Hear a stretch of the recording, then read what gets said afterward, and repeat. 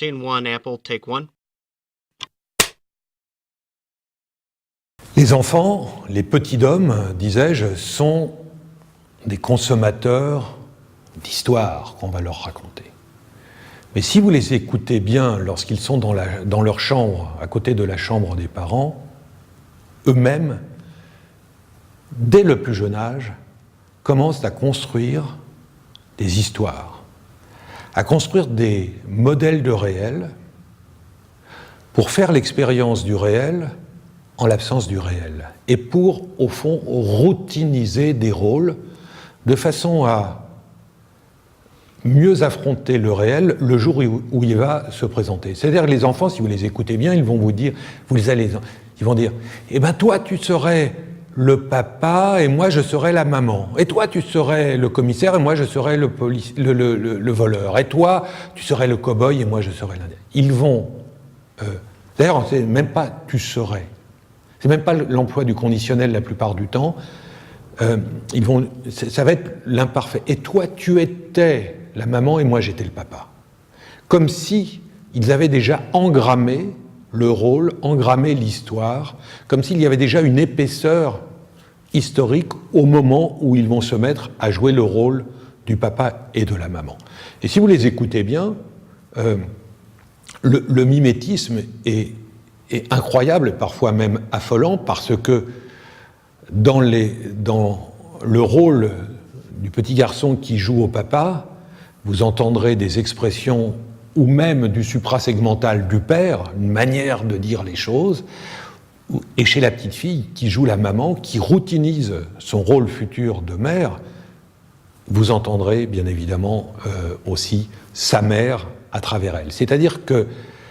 l'histoire, la production de l'histoire, c'est aussi la possibilité de simuler, de construire des modèles de réel de façon à s'éprouver dans ces modèles de réel et de façon à mieux affronter le moment venu, la réalité. Et de tout temps, les hommes ont construit des simulations de façon à pouvoir s'épargner eux-mêmes, épargner des vies humaines et épargner le matériel. Je pense évidemment aujourd'hui aux simulateurs de vol, aux simulateurs d'explosion de bombes atomiques, mais par le passé, vous aviez des simulations de soldats pour les manœuvres militaires, voire des manœuvres en grandeur nature, toutes sortes de simulations qui sont au fond des outils qui vont opérer le réel et qui vont permettre de construire des histoires que l'on pourra mieux maîtriser le jour où la réalité sera en marche. Et des histoires dans lesquelles nous aurons déjà une compétence propédeutique, puisque le jour où nous serons papa ou maman, nous aurons déjà éprouvé ces rôles en les routinisant de nombreuses fois et dans de nombreuses situations. L'outil de la simulation est aujourd'hui, à côté du storytelling, l'outil privilégié dans quantité de secteurs de l'économie. Avec la réalité augmentée, bien sûr, ça permet des sauts qualitatifs au niveau de la véracité ou de la vérité ou de la crédibilité des situations qui sont construites, mais on sait parfaitement que par exemple le Pentagone, les militaires d'une manière générale,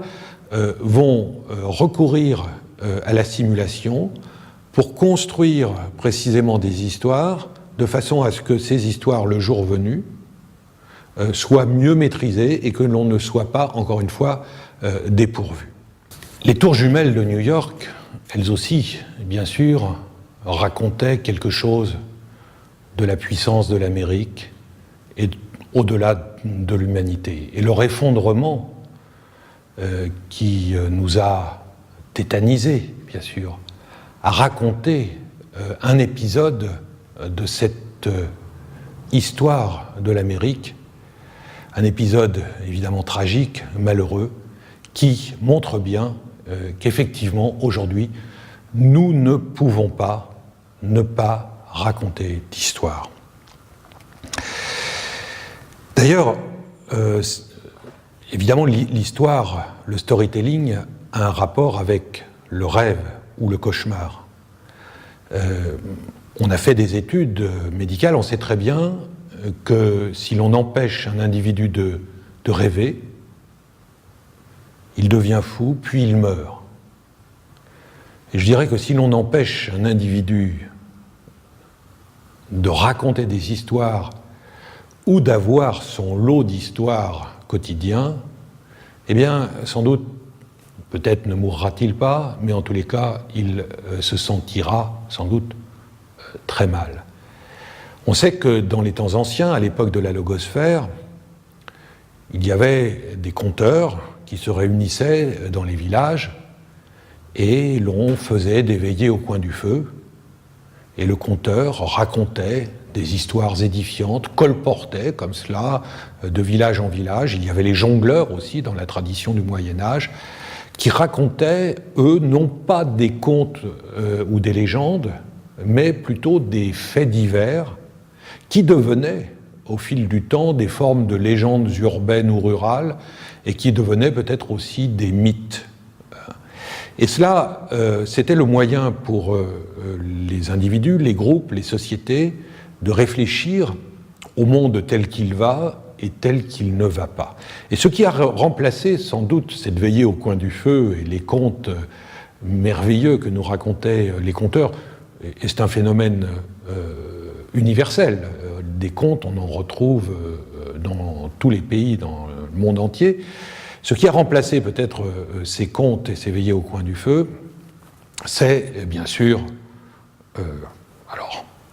le livre de l'époque de la graphosphère, mais plus tard, les films. Alors je parlais là des romans de la graphosphère, de l'ère de l'imprimé, mais plus tard, les films, les sitcoms, les publicités, qui, elles aussi, nous racontent, comme je le disais tout à l'heure,